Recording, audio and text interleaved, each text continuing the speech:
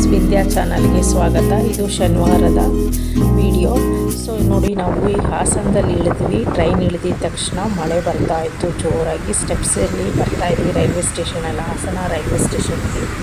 ಬಂದು ಅಲ್ಲಿ ಆಟೋ ಇತ್ತು, ಆಟೋ ಹತ್ಕೊಂಡು ಬರ್ತಿದ್ದಾಗ ಏನು ಲೈಟ್ಸು, ಮಳೆ ಸಕ್ಕತ್ತಾಗಿತ್ತು. ಆ ಒಂದು ನಿಜ ಇಂಥ ಒಂದು ನಾವು ಮೈಸೂರಲ್ಲಿ ಲೈಟಿಂಗ್ಸ್ ನೋಡಿದ್ದು. ನೆಕ್ಸ್ಟು 2 ವರ್ಷ ಆಯಿತು ಮೈಸೂರು ಅಂಬಾರಿ ನೋಡೋಕ್ಕೆ ಹೋದಾಗ ಲೈಟಿಂಗ್ಸು.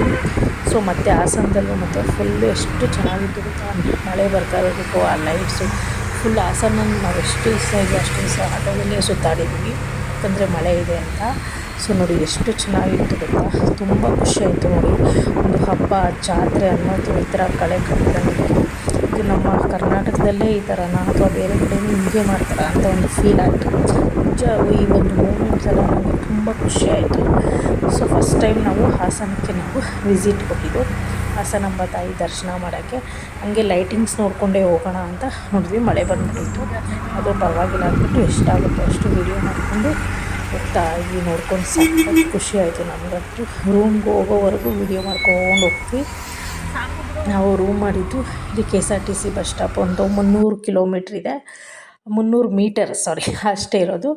ಸೊ ಅಲ್ಲಿ ಗಂಟ ನಾವು ವೀಡಿಯೋ ಮಾಡ್ಕೊಂಡೇ ಹೋದ್ವಿ. ಸಕ್ಕತ್ತಾಗಾಯಿತು. ಲೈಟ್ ಅಂತೂ ಹಾಸನದಲ್ಲಿ ಜಾತ್ರೆ, ಹಾಸನಾಂಬಾದೇವಿ ಜಾತ್ರೆ ಸಕ್ಕತ್ತಾಗಿ ನಡೀತಾ ಇತ್ತು.